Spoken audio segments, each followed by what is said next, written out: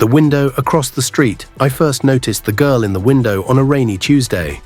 The storm had rolled in around dusk, the kind of storm that rattles windows and turns the streets into rivers. I sat by my own window, staring out at the grey world beyond, feeling lonelier than I cared to admit. Moving to this new town had been harder than I thought. The quiet, the unfamiliar faces, the long days working remotely from my little apartment. And that's when I saw her, across the street in the old brick building opposite mine. A girl, no older than 12 or 13, sitting in her own window, her forehead pressed to the glass. She had long dark hair and wore a faded yellow sweater.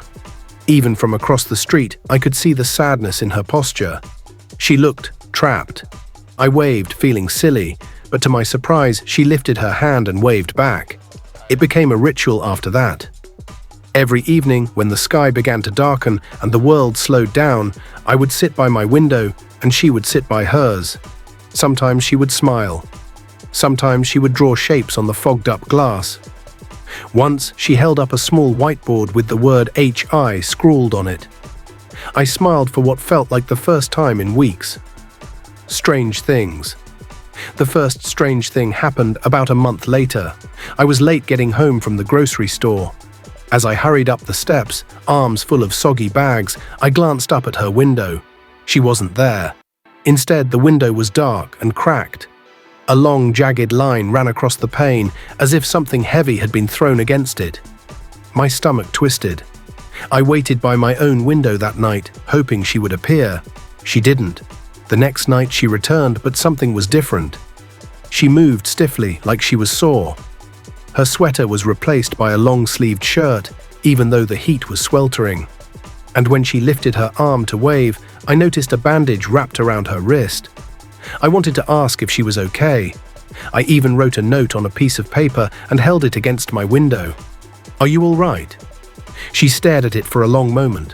Then slowly, she shook her head. A silent friendship days turned into weeks. I learned small things about her. She loved to draw. Sometimes she'd hold up sketches of flowers, of animals, even of the street we both lived on. I started leaving my own drawings in the window too, stick figure cartoons that made her giggle silently.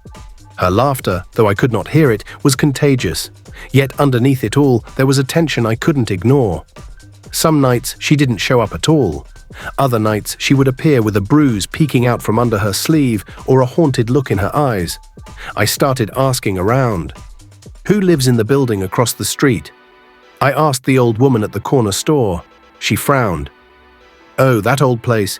Mostly empty now. A man and his niece, I think. Not much to say about them. Keep to themselves."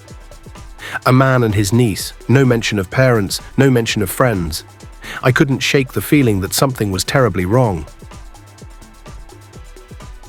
The message one evening, just as the sun dipped below the rooftops, she pressed a new whiteboard to the glass, written in shaky letters.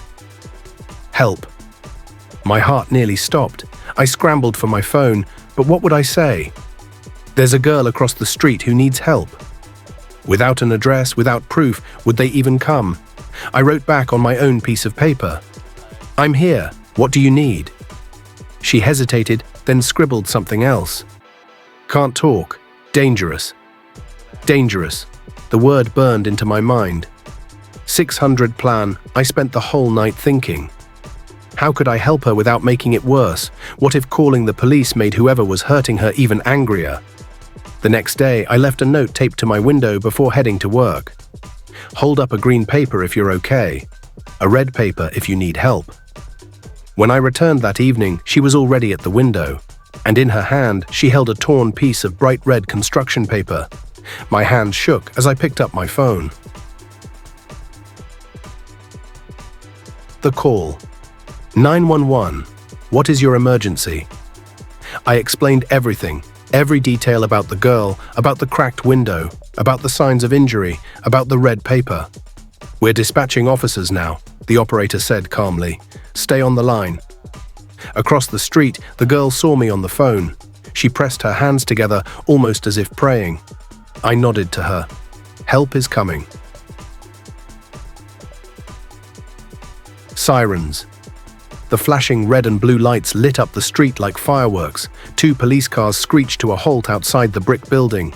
Officers poured out, banging on the door. A few moments later, a man I didn't recognize. A large, rough-looking man opened it, shouting and waving his arms. The officers didn't hesitate, they pushed inside. Minutes later they emerged, the girl cradled gently in a female officer's arms, her face buried in the officer's shoulder, her whole body trembling. From across the street, she turned her head, and our eyes met. She smiled, a real smile, a free smile. Aftermath. The next few days were a blur of reporters, neighbors asking questions, police tape fluttering in the summer breeze. I learned later from a detective that her name was Maya. She had lost her parents 2 years ago and had been living with her uncle, a man who was supposed to protect her but instead had become her nightmare. She was taken into protective custody, given a new home, a new start. And me? I kept sitting by the window.